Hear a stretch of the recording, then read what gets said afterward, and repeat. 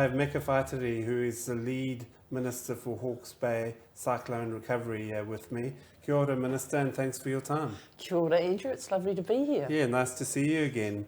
You were recently given the role, some would say not the very pleasant role, of being the lead Minister for the Hawke's Bay Cyclone Recovery. What does this role entail? Well, clearly we've seen the devastation to our region, and of course, first and foremost, it's to acknowledge those who have suffered severe loss. But as central government and as the Minister for the Recovery for Hawke's Bay, it's really important that I, engage with those that have been impacted, but also our local government, our 4 mayors, our chair of Hawke's Bay Regional Council, our iwi leaders, to ensure that we're all kind of singing from the same song sheet when we talk about building back Hawke's Bay bigger, stronger, better, and government's role in that. And so I'm an advocate for Hawke's Bay, and to make sure that information flows between central government and our local leaders is critical. Because there are lots of moving parts here, and it could get to a point where everyone's working differently, and that. So are you sort of the voice, and that? So do you report to Robertson, the minister in charge of the whole recovery and that? Absolutely. So he's the chair of the Extreme Weather Cabinet Committee, and I'm a member of that, as is other ministers who have got leads in their respective regions. Kitty Allen for Tairawhiti, Calvin Davis for Tai Tukarau. So all our ministers who have taken a lead are on this particular committee that is rightly chaired by Grant. And then the recovery agency that was formed here in Hawke's Bay, what role is that playing? So before we went any further, we wanted to make sure that this recovery would be locally led. And so we needed to design a recovery framework that was brought in and designed by those from Hawke's Bay. So we do have what's called a Hawke's Bay recovery framework. Within there sits all our mayors, plus our iwi groups as part of Matariki. They have elected an oversight board, and that's the one chaired by Blair O'Keefe, and he's got board members, and their job is to oversee through economic lenses how Hawke's Bay should recover and what our priorities will be. So there's devastation all around us, as you said. How do you even go about working out the priorities for the rebuild and the recovery? Well, first and foremost, people want to know whether they can go back onto their properties or their lands, those most impacted. And we've seen the images, whether it's up in Estelle Valley, whether it's around Puketapu, Pakowhai. There's communities within Hastings that were badly hit. They clearly would want some answers around, can we go back, or do we have to do something else? And so the government committed to leading what's called the risk profiling with local council and with insurance companies to ensure when that data is available that we make that available to those infected communities so they can feel properly engaged as to what does this mean for us. That work is quite comprehensive and has been going since the flood came through, and we're committing to working with those communities, presenting the information that lines up between insurance companies, local government, and of course central government in terms of, low risk, medium risk, high risk, and what that means for you, which category you fall in. Because when Grant Robertson was down here with a whole lot of other ministers, and you all held a stand-up for the media, that was on 22nd March. Minister Robertson said it would be done, this work would be done by beginning of April. We're almost end of April. What has happened? Yeah, so obviously there's a lot of complexity in making sure that when you go out to people, and this could be their properties, their livelihoods in terms of orchards or farms, that you've got all the information and data for them to make an informed decision.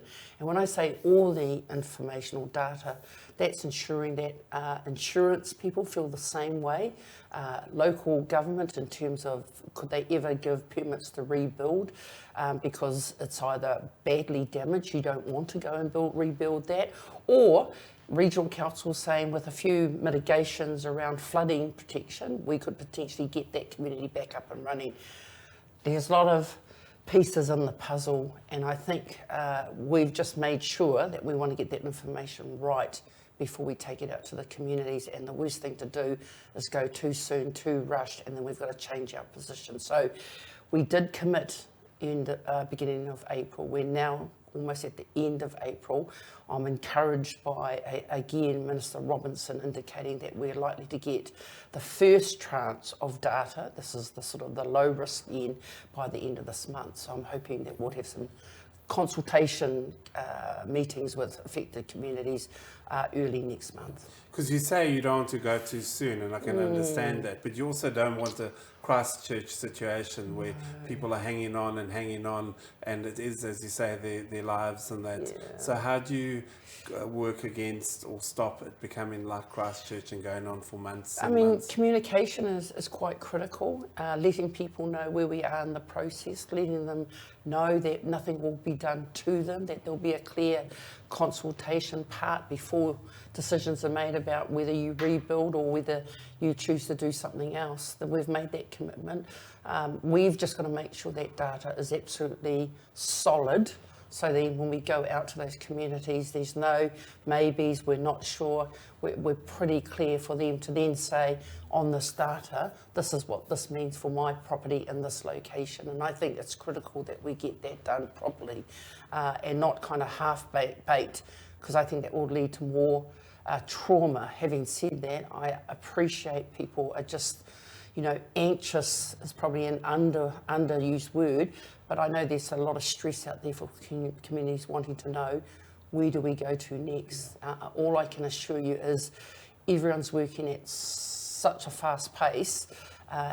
We will have something by the end of this month, with the idea of going out for early consultation on the low risk areas by early next month. Do you see a scenario where there are areas red zoned and people can't go back? Yeah, at this moment, again, there'll be some high-risk areas, which both insurance companies, local government, supported by the data that the government will come back with, will say this is just definitely a no-go zone. Now, that doesn't mean you can't live there.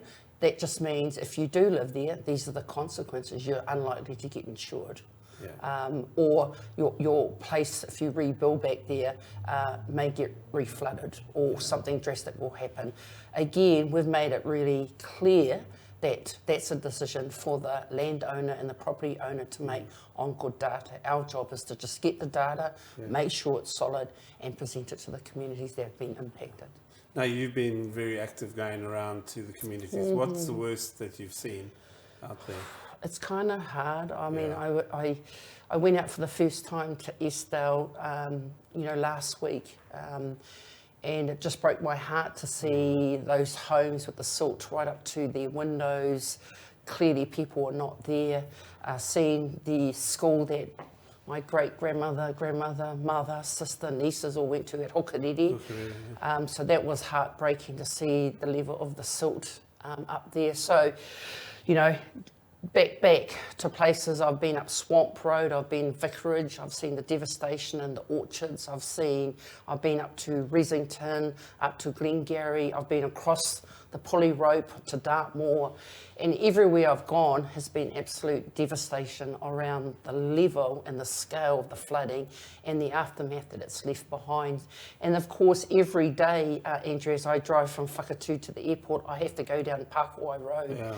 And that just still breaks my heart that there's still cars there, still left there from the February 13, 14 event. And there is not one area. I just want to acknowledge that it's been a big impact on the whole of Hawke's Bay, not to mention Wairoa, because we haven't gone there yet, but the homes around North Clyde, just devastating. But we'll get through it. Yeah. Has there been any story that's particularly shocked you or resonated with you? I've just been impressed with the local communities that have been impacted, how they've just rallied together, like the local farmers in Resington that just, started bringing down their big, heavy machinery to try and get a ford across the river while they had a bale to put food in to pulley it across the river. I've just been, and they weren't even worrying about their own farms or their fences gone down. Their main consideration was getting access way once the Resington Bridge went.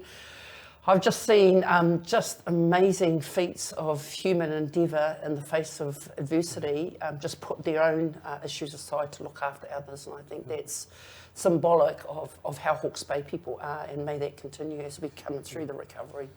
Were you or your whānau affected at all by the floods? Yeah, so I just buried my mother's sister Sorry to hear that. 3 days before the event. We had her at our papakainga, which is in Kohupatiki on Farndon Road. Yeah. 3 days later, they all evacuated to my home in Whakatū because the water came through the papakainga, but nowhere near as bad as, so the homes just, the water went as far as the doorsteps and the garages, but thankfully it didn't go in. But I had whānau stay with me the first couple of nights because they got evacuated. But again, we have a barbecue, we had no power, we had no phone, just like everybody else, but we just pulled ourselves together and got through it, and I know Hawke's Bay will do this.